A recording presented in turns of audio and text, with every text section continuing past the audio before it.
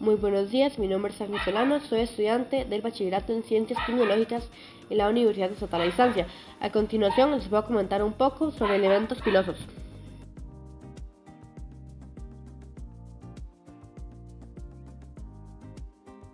Entiende por elemento piloso todo pelo o cabello que pueda ser extraído o que se le pueda caer a un mamífero.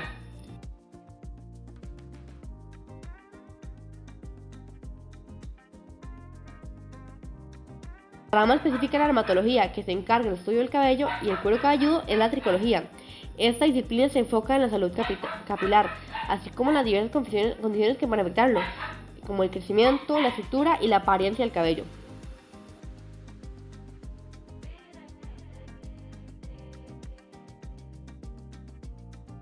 La diferencia entre pelo y elemento piloso. El término pelo se refiere directamente a la estructura filamentosa que crece en la piel, mientras que el elemento piloso abarca también las estructuras asociadas a él, como el folículo piloso, la glándula sebácea y el músculo erector del pelo.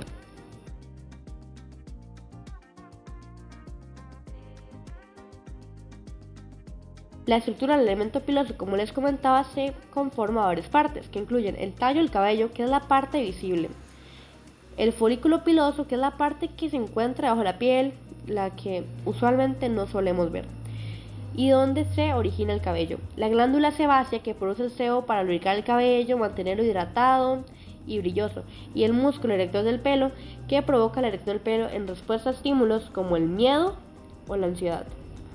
La importancia de la tricología de las ciencias forenses es fundamental en el ámbito forense, ya que el análisis de cabellos puede proporcionar información valiosa sobre la identidad de un sospechoso o víctima, así como sobre el lugar y las circunstancias de un crimen. Nos da una idea, mediante pruebas de ADN, de quién fue la persona culpable en este caso.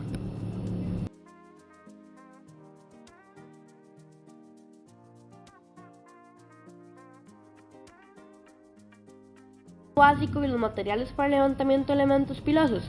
Entre esos se encuentran las pinzas, el papel craft o bolsas de recolección en dado caso, etiquetas para identificación, un kit de evidencias y en algunos casos una lupa para examinar los caballos en el lugar. Las cuestionadas o auditadas son aquellos elementos pilosos que se han encontrado en la escena del crimen y cuya procedencia o identificación hasta el momento es incierta. Son fundamentales para compararlas con otras muestras y determinar su origen. Las muestras patrón son aquellas que se recolectan de un individuo conocido y se utilizan como base para la comparación de análisis, tomando en cuenta si es lacio, ondulado, ensortijado y demás. Hay muchos factores que se deben de tomar en cuenta y siempre deben recolectarse utilizando guantes y evitando cualquier contaminación. En la tricología podemos tener tres tipos de resultados: de coincidencia, no coincidencia e indeterminados. Las muestras que se envían al análisis de ADN son aquellas que presentan coincidencia, ya que eso indica que hay una posible relación entre la muestra recolectada y el individuo de la que se toma la muestra patrón. Las muestras de coincidencia de no coincidencia e indeterminadas no pueden ser enviadas, ya que no se consideran válidas. Análisis de ADN nuclear y mitocondrial. El ADN nuclear se obtiene directamente del núcleo de las células y contiene la información genética del individuo. Para un análisis nuclear de un elemento piloso se necesita el folículo piloso, que como les comentaba es el que está debajo de la epidermis, porque contiene las células nucleadas. Por otro lado, el ADN mitocondrial se encuentra en las mitocondrias de las células y se hereda únicamente de la madre. En el caso de muestras pilosas, se puede extraer no tanto el folículo, sino más del tallo.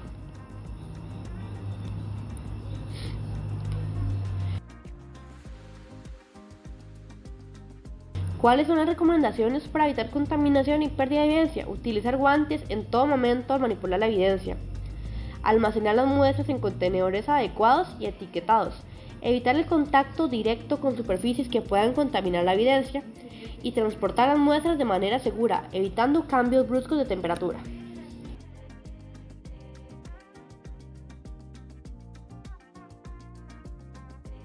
Les voy a comentar un poquito sobre fibras.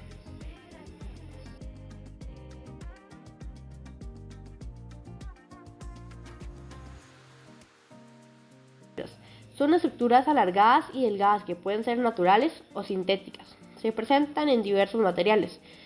En el contexto forense son de suma importancia porque son una evidencia muy valiosa en la investigación de crímenes, ya que pueden vincular a un sospechoso o a una víctima directamente con una escena.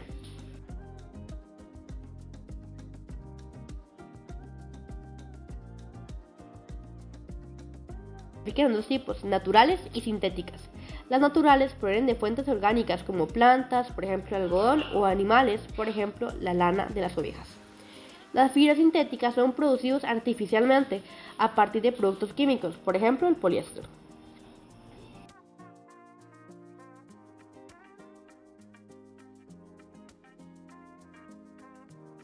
Las fibras como indicios. Las fibras pueden ser indicios de gran importancia porque son transferibles, es decir, pueden transferirse de una persona a otra o de una persona a un objeto durante un contacto. Esto permite establecer vínculos entre sospechosos, víctimas y escenas del crimen.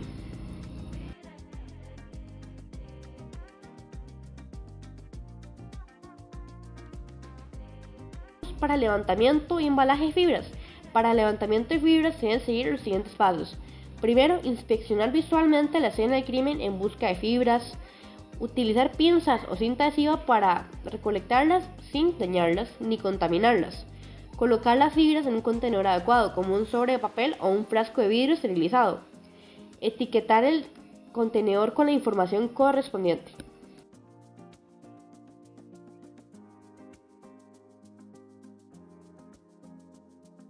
El análisis de fibras. La primera fase es la fase de identificación.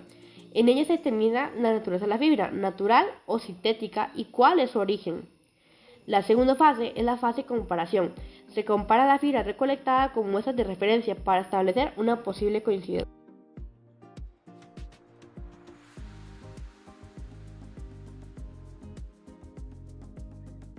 Algunos ejemplos de casos forenses es, por ejemplo, en un caso de agresión. Los análisis de fibras pueden vincular a un sospechoso con la ropa de la víctima, proporcionando evidencia de contacto.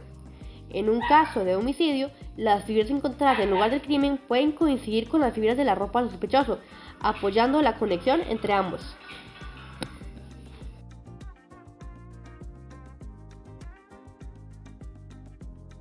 Todo por el día de hoy. De antemano les agradezco la atención y tiempo brindados.